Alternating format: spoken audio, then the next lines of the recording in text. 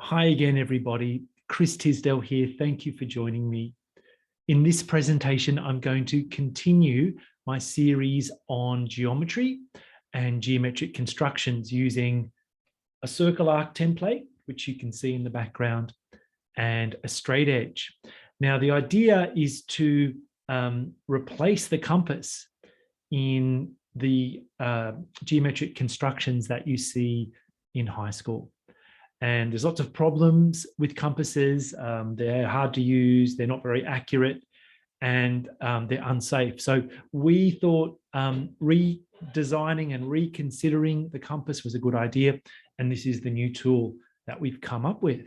So I thought I'd demonstrate a basic construction for you. In this video, I'm going to show you how to construct an equilateral triangle on a given line segment. So let me share my screen with you and I can show you the tool and how you can use it for this construction. Okay, so this is an important circle arc template that we'll be using. It's got a positionable center point, and of course we've got a straight edge. Now, this forms part of a bigger tool called a Mathemat, and there's lots of interesting shapes in here. This one's been printed. You don't need any printing to do the geometric constructions that I'm going to show you. So you could use the naked version in the background, but I'm going to use this one today. Okay, so let's have a look at the problem and I can show you what's going on here. All right, so let me draw in a arbitrary line segment, okay? And they'll have endpoints, say A and B. And this construction, and it is thousands of years old, this problem, it asks you to construct an equilateral triangle with AB as the base or one of the sides. This is literally thousands of years old, and it is the very first challenge in the ancient book by Euclid called The Elements, okay? All right, so how do we do this? Well, I love this construction. It's very clever. We're going to use the circle arc template to draw some arcs, and they're going to be centered at the endpoints. And we'll make these tiny little equilateral triangles, and we'll build on those to make a bigger one.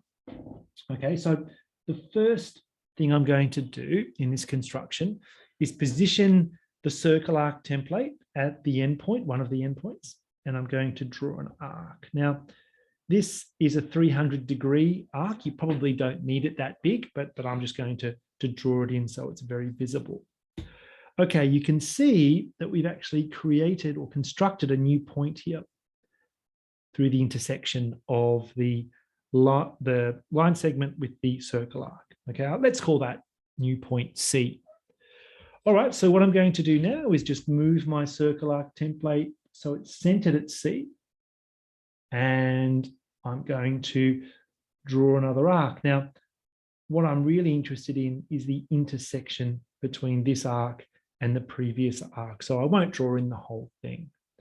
All right, so there's this new point now, D.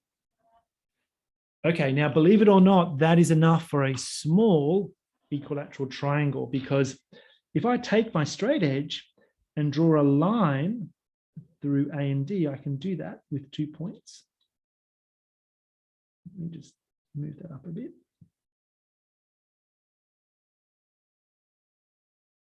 Okay.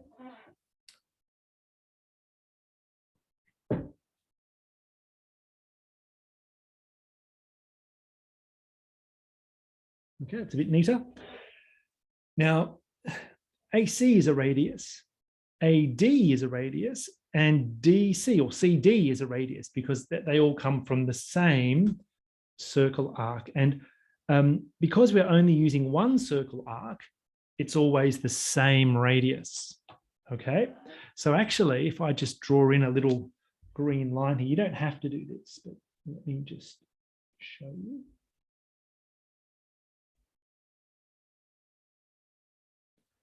This length, and this length are all the same because they're all radii.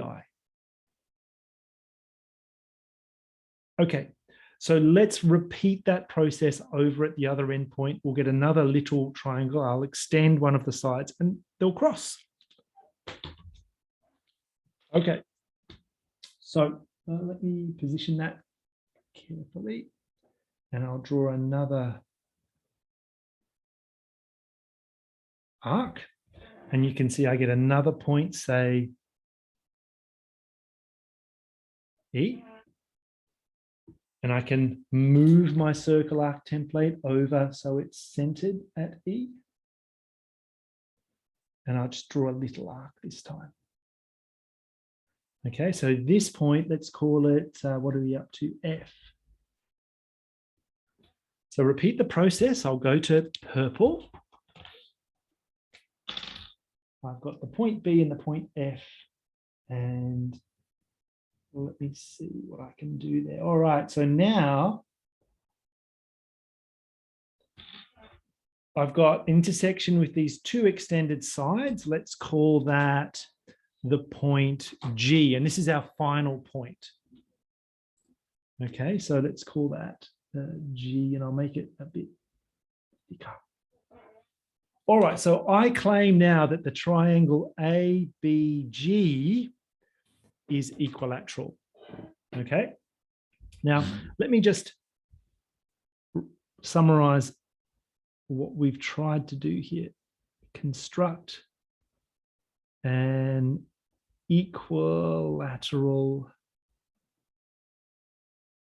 triangle on the given line segment AB. So like I said, this is the very first construction that you see, or the very first problem that you see in Euclid's Elements.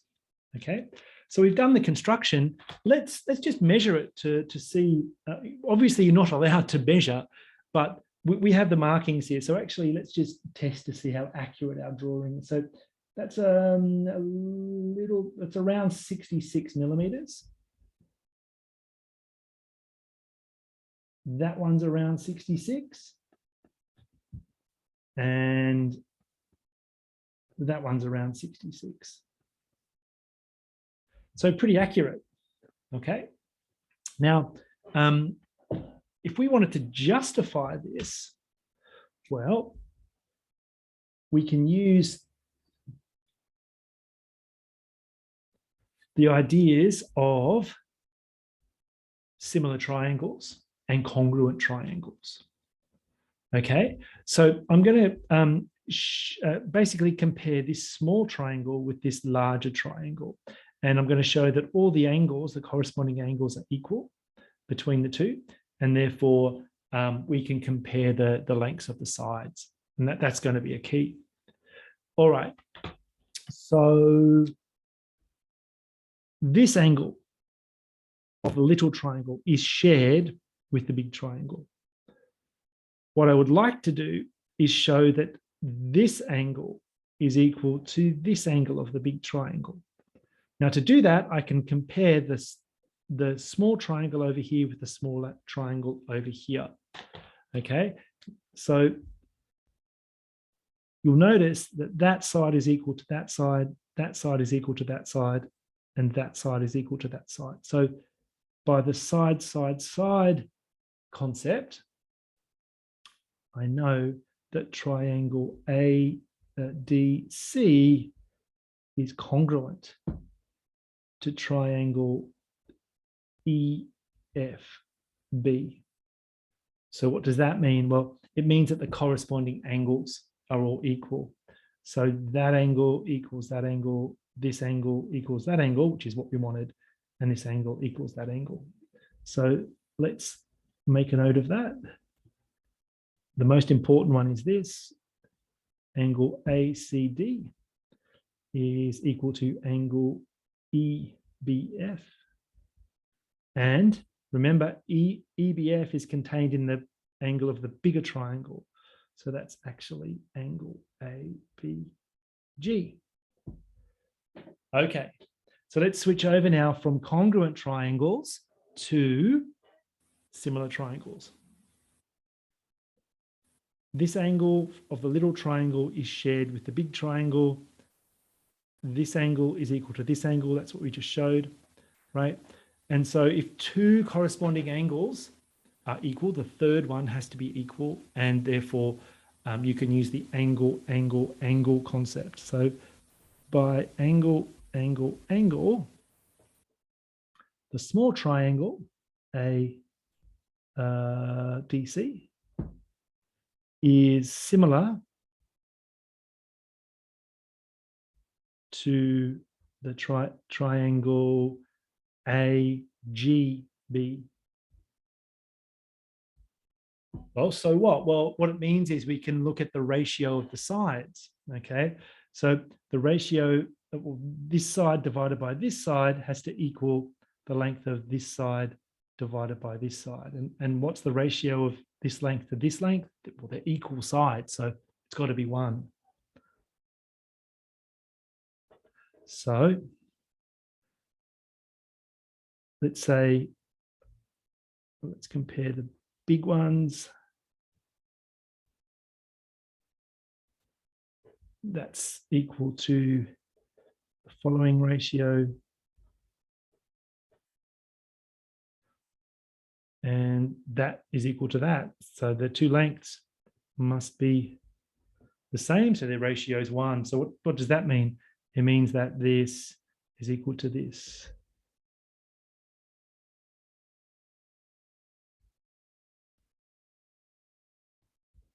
Okay. So that we're on our way. We've shown that the length of this side is equal to the length of this side. So the only thing we need to know now is, or show now, is the length of this side is equal to the length of one of the other sides. Well, again, you can do that using similar triangles. So let me just make a short note about that. So the length AB to, say, GB, the ratio of that is equal to that length to that length. Okay, so shall I do it that way? Let's do GB on top.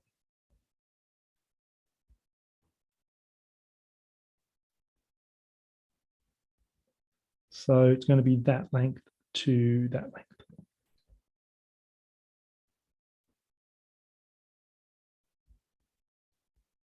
Okay, look, let me push that up. So GB is equal to, the length of GB is equal to the length of AB.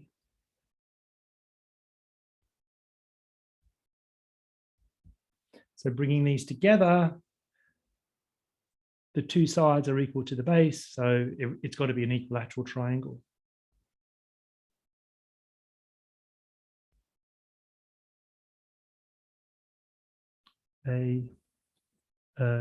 GB is equilateral. All right, we did it. Now, you can see in the picture up here, the radius of the circle arc template that we used was small compared to the given line segment. What happens if that's reversed, if the line segment's small and the radius is big? Well, I'm glad you asked. Let me give you a basic idea of what to do. It's basically the same as before, but if I have, say, let's say this is my line segment, it's a lot smaller now. So you've got AB. If I try to start the moves that I did earlier, you'll see what happens. You'll see, oh, well, if I place that there and I draw a thing, it's an arc, it's not going to intersect with the line segment AB.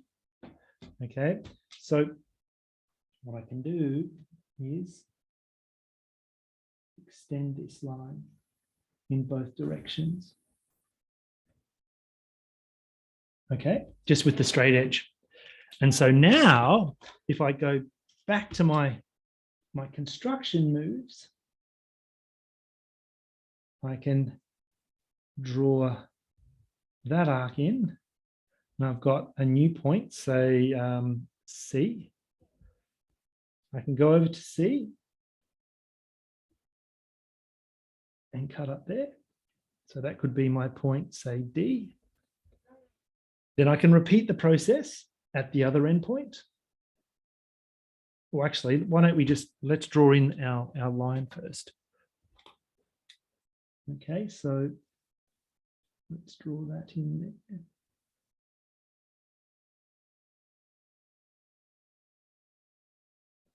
Okay, and let's repeat the process at the other point, B. Okay, so I can do that. I get another point here, so let's call that E. And I just I'm repeating the steps here. So here's another point, and I'll get my purple again. And what happens now? Again, I don't actually have to extend them here, but you can see down here, this is going to be my G point, and there's my equilateral triangle. Okay. So what do you think? Quite a long construction, but I think it's very clever because since you can't change the radius of the circle arc template, you need to be clever, and you can make these smaller triangles and then use the similar triangle arguments to get what you want. I love it. So let me know what you think. There are probably other ways to come up with these kinds of constructions. This is just one way. So I'd love to hear your thoughts. Hope you can join me for the next presentation. All the best. Bye.